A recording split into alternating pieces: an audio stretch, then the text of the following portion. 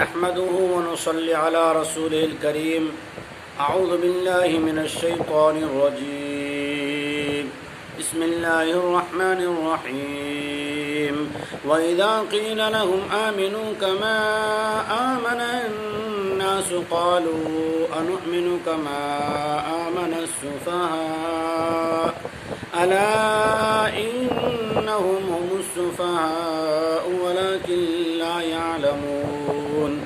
اور جب ان سے کہا جاتا ہے کہ ایمان لے آؤ جیسا کہ لوگ ایمان لے آئے ہیں، تو یہ لوگ کہتے ہیں کہ ہم ان بے وقوفوں کی طرح ایمان لے آئیں۔ خوب دھیان سے اس بات کو سمجھ لیجئے کہ یہی لوگ بے وقوف ہیں۔ اس آیت کریمہ اور اوپر کی آیت کریمہ میں مسئلہ جو ہے وہ یہ ہے کہ اللہ جل شانہ صحابہ کو نمونہ بنانے کی بات کرتے ہیں، اور منافقین صحابہ کی بات کو رد کر رہے ہیں، بلکہ انہیں اپنے خیال کے اعتبار سے مفسد اور بے وقوف جو ہے کہہ رہے ہیں۔ تو یہاں ایک بہت بڑا مسئلہ پیش آیا، اس کو سمجھنے کے لیے آپ ایک بات کو پہلے سمجھیں۔ اللہ تبارک و تعالیٰ نے انسانیت کی رہنمائی کے لیے دو طرح کے لوگوں کو چنا ہے، دو طرح کے انسانوں کو چنا ہے۔ پہلے ہیں انبیاء کرام، رسول اور پیغمبر، جن کو اللہ تعالیٰ نے انسانیت کی ہدایت کے لیے چنا، جس کے بارے میں اللہ تعالیٰ نے قرآن مجید میں بہت سی آیات میں فرمایا کہ ہم نے ہر قوم کے اندر، ہر بستی میں، ہر علاقے میں نبی اور رسول بھیجے اور انسان ہی بھیجے، اور اللہ تعالیٰ نے نبیوں سے وعدہ بھی لیا اور نبیوں کی تعریفات بھی قرآن مجید میں فرمائی۔ یہ مسئلہ تو روز روشن کی طرح واضح ہیں۔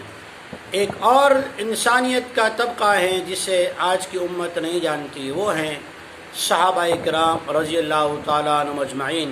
جس طرح رسولوں کو اللہ نے چنا ہے، صحابہ کو بھی اللہ نے چنا ہے۔ اللہ تعالیٰ نے سورہ بقرہ آیت نمبر 37 پارہ نمبر 1 فرمایا فَإِنْ آمَنُوا بِمِثْلِ مَا آمَنْتُمْ بِهِ فَقَدِ اهْتَدَوْا۔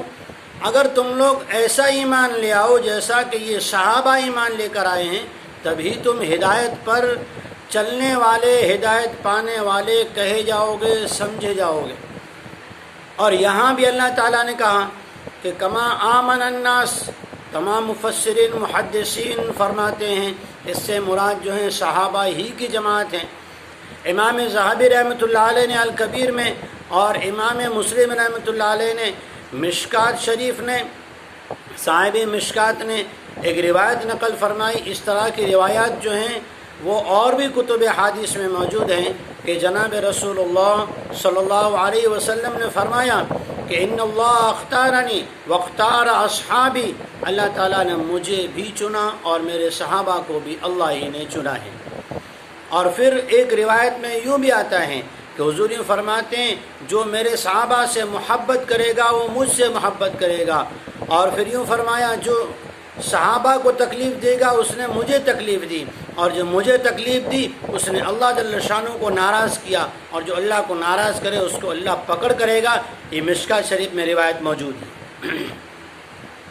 اس لیے معیار ایمان اور ہمارا ایمان کامل ہے یا کیسا ہے، اس کے لیے اللہ تعالیٰ نے قرآن مجید میں صحابہ کی کیسی تعریف فرمائی کہ والذین معہ اشداء علی الکفار، کہ محمد صلی اللہ علیہ وسلم کے ساتھ جو صحابہ ہیں وہ آپس میں محبت کرنے والے اور کفاروں کے مقابلے میں سخت، اور اللہ کے سامنے سر سجدے میں رکھ کر عبادات میں اللہ کو راضی کرنے کے لیے، دین پہنچانے کی محنت اللہ کو راضی کرنے کے لیے کرنے والے ہیں۔ اللہ تعالیٰ نے قرآن مجید میں بار بار صحابہ کی عزت کو بڑھایا، ان کے مقام کو دکھایا، اور یہ بتایا کہ دنیا کا کوئی بھی انسان جب تک صحابہ کے بارے میں عقیدت اور صحابہ کی عظمت کو تسلیم نہیں کرتا تب تک اس کا ایمان کامل نہیں سمجھا جائے گا۔ اس لیے معیار ایمان جو ہے، نمونہ رسول جو ہیں وہ صحابہ ہیں۔ ہم اہل سنت والجماعت ہیں، ہمارا یہ عقیدہ ہے کہ تمام صحابہ کرام جو ہیں وہ عدول ہیں، تمام کے تمام اللہ جل شانہ کی طرف سے محفوظ ہیں، تمام کے تمام صحابہ جو ہیں وہ جناب رسول اللہ صلی اللہ علیہ وسلم کی زندگی کے نمونہ ہیں، اس لیے ہمیں صحابہ کی اتباع کرنی چاہیے۔